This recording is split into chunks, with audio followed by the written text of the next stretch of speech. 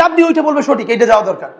কিন্তু যখনই সিসি ক্যামেরার প্রশ্ন আসছে তখন তার টাকা লাগবে। যে ভাবে যে ভোট থেকে হচ্ছে, এবার আরেকটা দেখেন, আমরা সবাই মিলে বললাম যে সিসি ক্যামেরা থাকবে, প্রত্যেকটা কেন্দ্রে থাকতে হবে।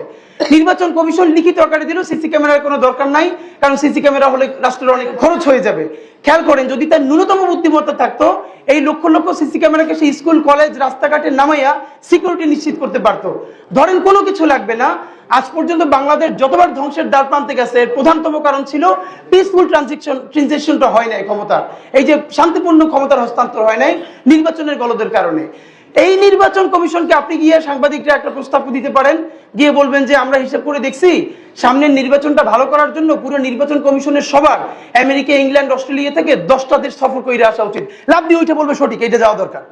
কিন্তু যখনই সিসি ক্যামেরার প্রশ্ন আসছে তখন তার টাকা লাগবে, মানে এত টাকার দরকার নাই, মানে এত দরদ তো ভালো না।